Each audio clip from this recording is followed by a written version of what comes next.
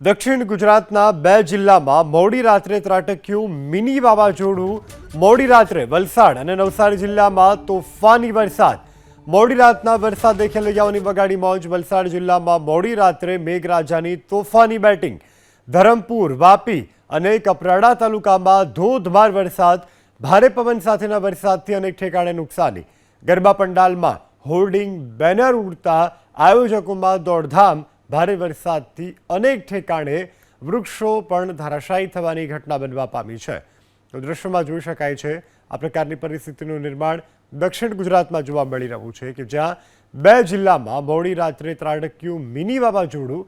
મોડી રાત્રે વલસાડ અને નવસારી જિલ્લામાં તોફાની વરસાદ। મોડી રાતના વરસાદે ખેલૈયાઓની મજા પણ બગાડી। તો વલસાડ જિલ્લામાં મોડી રાત્રે મેઘરાજાની તોફાની બેટિંગ। ધરમપુર, વાપી અને કપરાડા તાલુકામાં ધોધમાર વરસાદ। તો ભારે પવન સાથેના વરસાદથી અનેક ઠેકાણે નુકસાનીના દ્રશ્યો પણ સામે આવ્યા છે। ગરબા પંડાલમાં હોર્ડિંગ, બેનર ઉડતા આયોજકોમાં દોડધામ જોવા મળી હતી। ભારે વરસાદથી અનેક ઠેકાણે વૃક્ષો ધરાશાયી થવાની પણ ઘટના બનવા પામી છે। તો દ્રશ્યોમાં પણ જોઈ શકાય છે કે અનેક જગ્યાઓ પર તોતિંગ વૃક્ષો ધરાશાયી થયા છે। ગત રોજ હવામાન વિભાગની આગાહીના મુજબ ભારે પવન સાથે વરસાદ ખાબક્યો હતો અને મિની વાવાઝોડા જેવા દ્રશ્યો સર્જાયા હતા।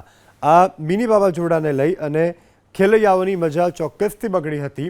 આ સાથે હોર્ડિંગ્સ ઉડવાની પણ ઘટનાઓ બની છે। જો કે આ ઘટનામાં હજી સુધી કોઈ જાનહાનિના સમાચાર પ્રાપ્ત નથી થયા, પરંતુ એક તરફ અનરાધાર વરસાદ, બીજી તરફ પવનની ગતિ વધુ હોવાને કારણે મિની વાવાઝોડા જેવી સ્થિતિ સર્જાઈ હતી। દક્ષિણ ગુજરાતના ખાસ કરીને બે જિલ્લા કે જ્યાં સૌથી વધારે અસર જોવા મળી છે। દૃશ્યોમાં પણ જોઈ શકાય છે કે મહાકાય હોર્ડિંગ્સ ઉડી રહ્યા છે, મોટા વૃક્ષો કે જે જમીન દોસ્ત થઈ રહ્યા છે। અને આ સાથે ગત રોજ જે ખેલૈયાઓ હતા કે જે ગરબા રમવા ગયા હતા તે અચાનક આવેલા વાતાવરણના પલટાથી અને ભારે પવનથી ભારે પરેશાન થયા હતા।